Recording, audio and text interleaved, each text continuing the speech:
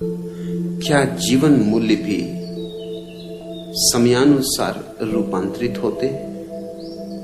सत्यानंद, समय में जो पैदा होता है वह अनिवार्य रूप से रूपांतरित होता है।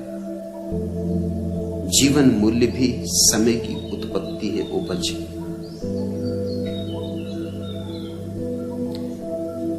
वैदिक ऋषियों के समय में जो सही था आज सही नहीं। आज जो सही है शायद कल सही नहीं होगा। रोज जागरूकता से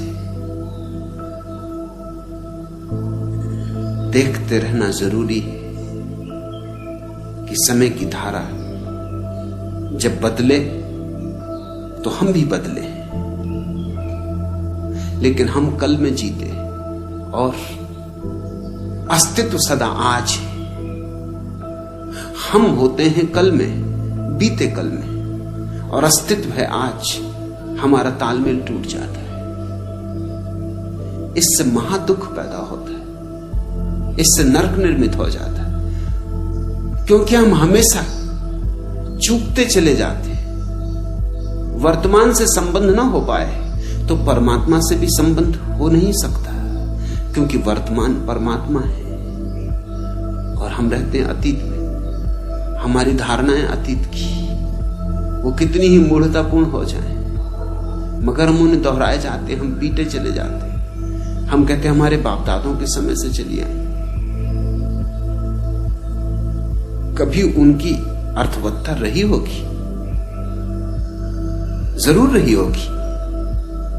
वे पैदा इसलिए हुई कि समय की मांग रही होगी, लेकिन अब उनका कोई मूल्य नहीं। जैसे वैदिक ऋषि आशीर्वाद देते थे नव दंपतियों को कि तुम्हारे बहुत बच्चे हो। आज अगर कोई ये आशीर्वाद देगा तो गलत होगा। आज तो आशीर्वाद होना चाहिए तुम्हारे बच्चे बिल्कुल ना हो।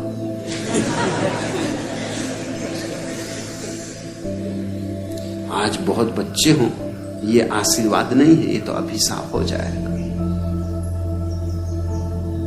समय बदल गया, स्थिति बदल गई। वैदिक ऋषियों के समय में पृथ्वी ज्यादा थी, लोग कम थे। आज पृथ्वी कम है और लोग ज्यादा हैं। लोगों से दबी जा रही है पृथ्वी, मिटी जा रही है पृथ्वी, तो वही जीवन मूल्य नहीं रह सकते। मुझसे लोग पूछते हैं कि संतति नियमन का उपयोग करना, तो जो आत्माएं रुक जाएंगी, पैदा ना हो पाएंगी, उनका क्या होगा?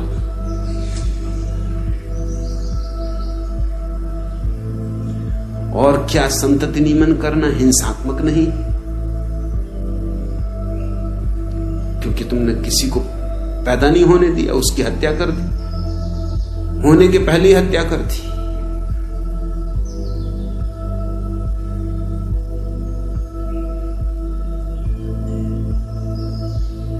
जो आत्मा पैदा नहीं हुई वो कोई और द्वार दरवाजा खटखटाएगी, कोई तुम्हारी द्वार दरवाजा है, कोई तुम एक ने ही ठेका ले रखा है।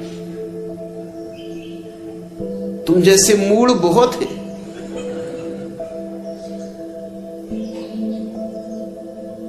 और कोई ये एक ही पृथ्वी है। वैज्ञानिक कहते हैं इस तरह की कम से कम 50,000 पृथ्वियों पर जीवन, कम से कम 50,000, ज्यादा पर होगा लेकिन कम से कम 50,000 पर तो निश्चित है। तो तुम्हें क्या चिंता पड़ी? तुमने कौन सा ठेका लिया हुआ है आत्माओं को जन्माने का?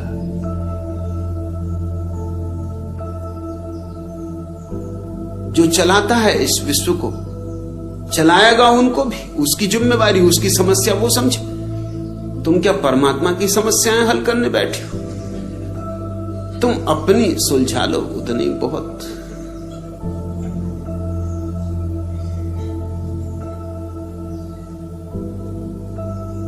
लेकिन लोग तरह तरह के प्रश्न पूछते हैं सिर्फ इसलिए कि पुरानी धारणा किसी तरह बची रहे, किसी तरह हम पुराने से चिपके रहे। और सब बदल गया है।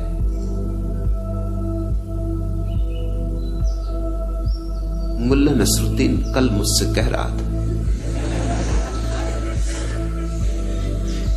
था कल रात अकस्मात एक ब्यूटी गर्ल ने हमें रोका। हम समझे पहचानने में हो गया धोखा। हम कभी सुलभ लज्जा से दृष्टि झुकाए गुजर गए। कन्या के केस मारे गुस्से के बिखर गए। जोर जोर से चीखने लगी, शहर के जवां मर्दों आओ, इस शरीफ जादे से मुझको बचाओ। मैं अलकों में अवध की शाम, होठों पे बनारस की सुबह और चेहरे पे कश्मीर का पानी रखती हूं, फिर भी इस लफंगे ने मुझको नहीं छेड़ा। क्या मैं इसकी मां लगती हूं?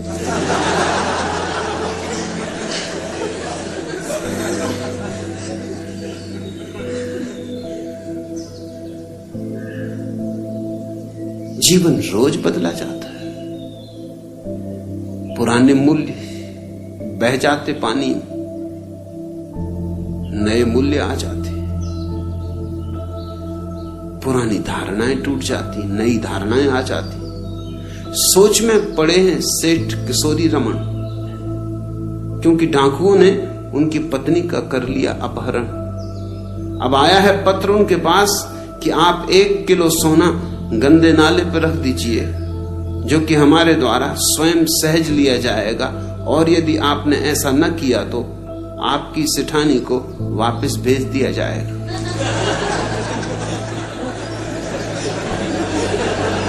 वो दिन गए जबकि डाकू कहते थे कि अगर रुपया ना भेजा तो हम पत्नी को छोड़ेंगे नहीं। वो दिन गए। अब तो वो कहते हैं पत्नी को घर वापस भेज देंगे सकुशल। तुम पूछते हो सत्यानंद, क्या जीवन मूल्य भी समयानुसार रूपांतरित होते? निश्चित ही सभी चीजें बदलती, बदलनी ही चाहिए। बदलना ही जीवन का क्रम, और बदलना शुभ भी है। बदलती है इसलिए तो जीवन नया रहता है, ताजा रहता है, प्रफुल्लित रहता है। इस देश में नहीं बदलती, यही हमारी अड़चन है। इस देश में सब सड़ गया है, सब गंदा हो गया है। इस देश में आज तो है ही नहीं, बस कल ही कल। रामराज्य हो चुका, स्वर्ण युग हो चुका, सतयुग हो चुका, सब हो चुका। अब हम यहां क्या कर रहे हैं? कोई ये पूछते नहीं कि अब तुम क्या कर रहे हो। जब सब हो ही चुका तब तुम भी हो चुको। अब तुम क्यों नाहक कष्ट उठा रहे हो? अब कुछ होने को तो बचा नहीं। अब तो कलयुग ही कलयुग है, दुर्दिन ही दुर्दिन। अब तो दुख ही दुख है। अब सार क्या है जीने में? 2 हिप्पी कैलिफोर्निया के एक रास्ते से गुजर रहे थे। महाहिप्पी मील भर तक चलते रहे चुपचाप, अपनी अपनी धुन में मस्त। आखिर एक ने दूसरे से कहा कि बर्दाश्त के बाहर, क्या तूने अपने पतलून में पाखाना किया?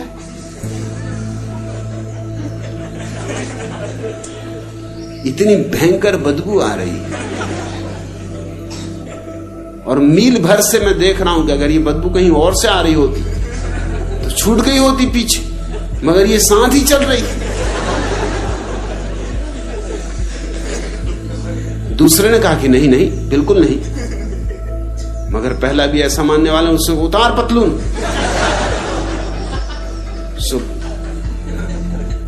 उसके मित्र ने पतलून उतारी।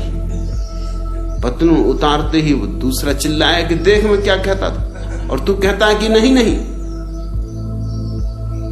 तूने पाखाना किया है, ये क्या रहा?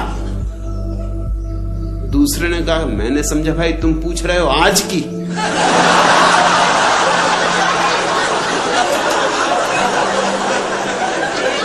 आज नहीं किया।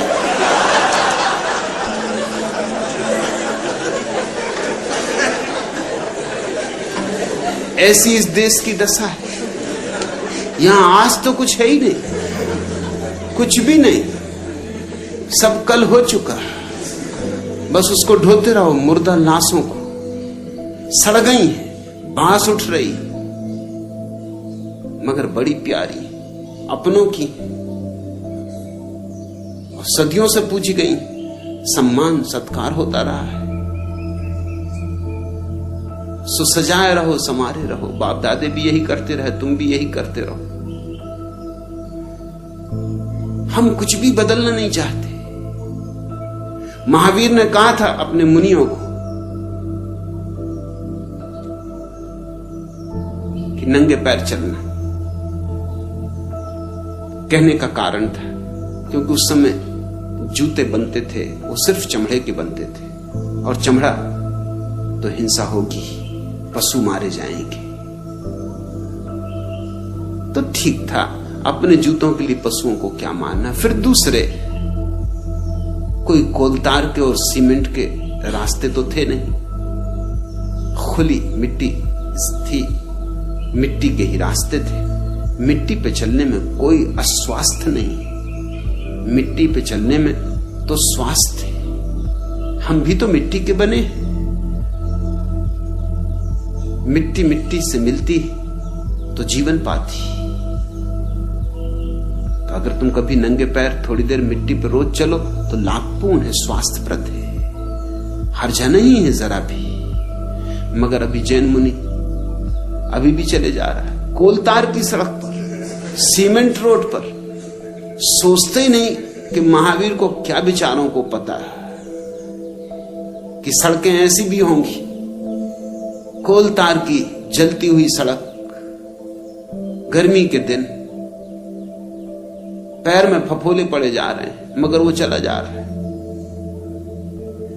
और अब तो जूते कपड़े के भी बनते हैं, कैनवास के भी बनते हैं, रबर के भी बनते हैं। अब कोई चमड़े पे रुके हैं हम। अब तो जूते में कोई हिंसा नहीं है। अगर महावीर वापस लौट आए तो मैं तुमसे पक्का कहता हूं, और कुछ पहने का ना पहने, जूते जरूर पहनेंगे।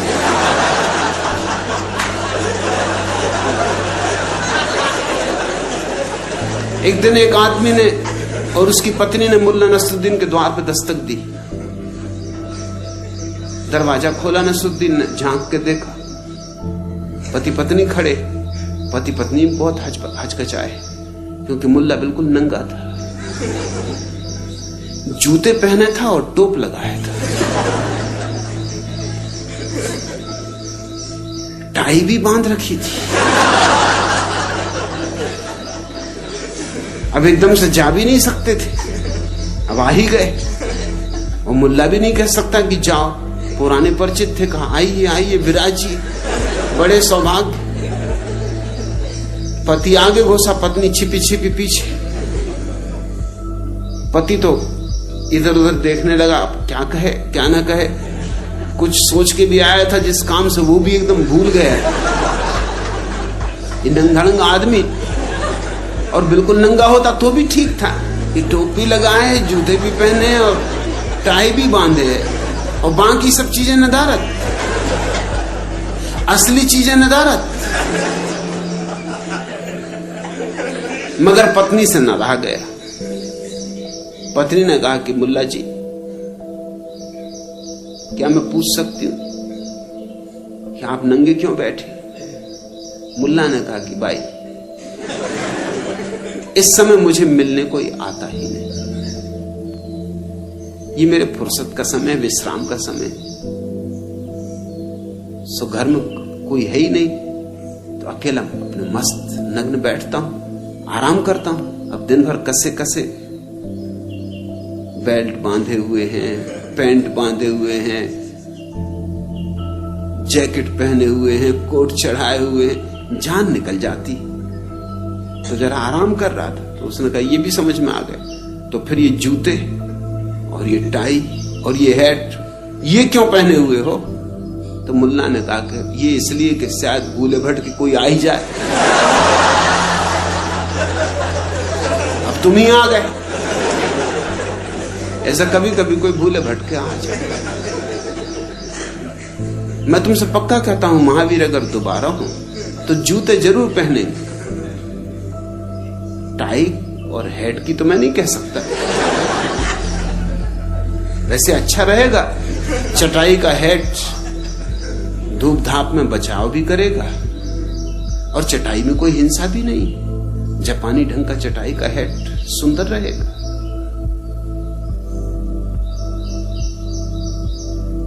लेकिन जैन मुनि लकीर का फकीर है, वो कैसे पहन सकता है? पैर में फफोले पड़ जाते हैं जैन साध्वियों के, साधुओं के, कपड़े बांध लेते हैं उन पर। मेरे पास एक दफा जैन साध्वियां मिलने आई, उनके पैर में फफोले, घाव, उन तो वो कपड़े बांधे हुए, कपड़े भी उन्होंने इस तरह से बांधे हुए कि करीब करीब जूते का काम दे रहे हैं। मैंने कही मतलब क्या है? फिर जूते में क्या हर्जा है? इतना चिंधियां बांधी हैं कि वो करीब करीब जूते का काम ले रही उन चिंधियों से। इतनी गंदी चिंधियां ढोने की बजाय कपड़े के जूते में क्या हर्ज? उन्होंने कहा आप कहते हैं तो हम भी समझते, मगर शास्त्र में नहीं लिखा है। तो मैंने कहा शास्त्र में लिख लो। शास्त्र का कोई, शास्त्र क्या रोक सकता है? मेरे पास ले आओ, मैं लिख देता हूं। शास्त्र की क्या हैसियत है जो रोके किसी को? अरे शास्त्र अपना है कि हम शास्त्र के? समय बदलेगा तो सभी मूल्य बदलेंगे, और वही जाति जीवित होती है जो समय के साथ बदल जाती है, वही व्यक्ति जीवित होते हैं जो समय के साथ बदल जाते हैं। यह देश मुर्दा है, कब्रिस्तान है, एक मरघट है, बड़ा मरघट, जिस पर महात्मा धूनी रमाए बैठे। बस धूनी रमाने का काम, और कुछ काम बचा नहीं, सब काम पहले हो चुका। अब तो निष्काम भाव से मरघट में बैठो, धुनी रमाओ, राम राम जपो। कुछ बचा नहीं जैसे हमारे हाथ में करने को। सारी पृथ्वी कितने महत् कार्यों में संलग्न है। शायद इतने महत्कारी कभी नहीं हुए थे जितने महत्कारी आज हो रहे हैं, क्योंकि इतना विज्ञान न था, इतनी टेक्नोलॉजी न थी, इतने हमारे हाथ में साधन न थे, इतनी समझ न थी। आज सब साधन है, सब समझ है। आज हम इस पृथ्वी को स्वर्ग बना सकते हैं, मगर ये पुराने मूल्य और पुरानी धारणाएं हमें नरक से बांधे हुए हैं।